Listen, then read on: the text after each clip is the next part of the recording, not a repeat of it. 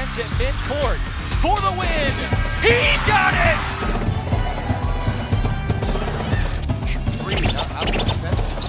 Zamora.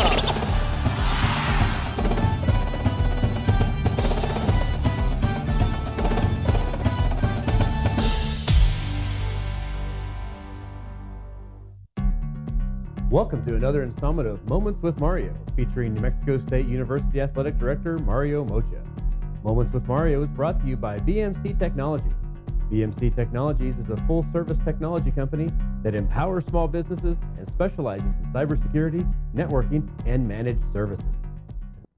Welcome to another edition of Moments with Mario. I'm Brad Beasley alongside New Mexico State Athletic Director Mario Mocha. So Mario, we've had a lot of success lately with fans and coming out to the basketball games, and your softball attendance has been just record numbers, and you guys are rolling out Pack the Pan Am too. So let's talk about some of your strategies regarding getting fans out to the games. Sure. Well, first of all, you're right. This past weekend was phenomenal, with the Final Four reunion. We had a great crowd at the Pan Am. We had great crowds at baseball all weekend, Friday, Saturday, and Sunday, and softball as well. So Las Cruces are turning out. It's my desire. When I first got back here as athletic director, I snuck into the game on January the 3rd. We were playing Cal Irvine, and we won on like a last-second shot by Ian Baker.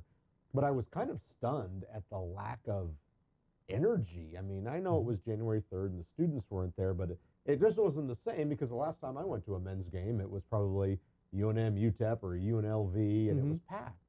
So, I said, hey, I want to sell out the Pan Am. It hadn't sold out in 7 or 8 years, I guess, since Reggie was here. And people looked at me like I was crazy. I like you, but you're crazy. And, we use the concept of going to the local business community and purchasing upper-level tickets that we would then give away to elementary schools and service clubs and what have you, and then driving demand in that lower level. And we were able to do that against all people, Chicago State, and I'll throw a plug in. Beasley Mitchell has been a tremendous supporter of every Pack the Pan Am that we've had. So we did that again this year. It was tremendous. And then against Rio Grande Valley, we had some businessmen step up and say, hey, we want to experience that again. So we're using the same formula. Now, what we have done, and I would love to get feedback from not just longtime business people in the community, but also, your general fan. We make, for every game available, lower level tickets for $5. You just have to come into the box office to pick them up. And believe it or not, for the most part, those will go. But there's games where it'll go all the way up to 5 o'clock before those are out. So I think the common theme is, hey, just sell all those tickets for $5 and you'll have a sold-out arena every time. Well, I don't subscribe to that. I think mainly because back in the old days that people fondly remember, there wasn't every single game on television. Right. So that Pack the Pan Am game, you can watch that on Fox Sports Arizona if you have DirecTV. You can watch it on Comcast Live if you have Comcast. And if you have rabbit ears, you can just get a Roku or an Apple TV thing for $99, and you can watch every Aggie game on WAC Digital for free. Right. So things have changed, and it's just trying to find that sweet spot of you need to sell tickets, but you want a robust crowd, and that's why I look to you for expert advice on these issues as well. And it's been an ongoing issue. We always go back and forth, and I remember that game that you were at, because I remember I was part of the whole process when you came in, and I think you had texted me, and we'd sat and actually had that conversation about, gosh, this is a little dead. And I think it has a lot to do with, they've made a bunch of changes throughout the years. Back in the day, you had your season tickets, and then it became, well, we're only going to have this section for Aggie Athletic Club members, and people realized, well, I don't want to pay that. I want to move to the other side. It's cheaper, and so our city's a pretty finicky price point city, and they enjoy that, but they'll spend the $5. They won't pay more for a ticket necessarily, but they'll pay the $5, but then they'll go spend $30 on concession stand stuff. No doubt. Which ends up being a win for you guys too. Yeah, and one of the things we've done, we made the decision a few years ago that we would not sell upper level tickets until the lower level was full. And you hear Chris Jans talk about how that actually makes an impact. When he's down there coaching, he can tell if that lower bowl is full, that sounds like a really loud, boisterous environment.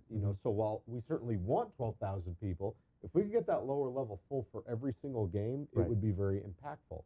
Now, how do you do that with, we took some sections that are historically light sitting, so we made those less expensive. We have that $5 section in 119. We have 172 tickets for every game. So, then you've got the student section. So it's interesting. Instead of a clear-cut, uppers are inexpensive, lowers are more expensive, we've actually tried to be very creative within that lower bowl, and with sections, people are paying different things. But I think for the most part, our loyal fan base, our season ticket holders, while we've seen an uptick in season tickets in the Chris Jans era, it is a little bit of an aging fan base.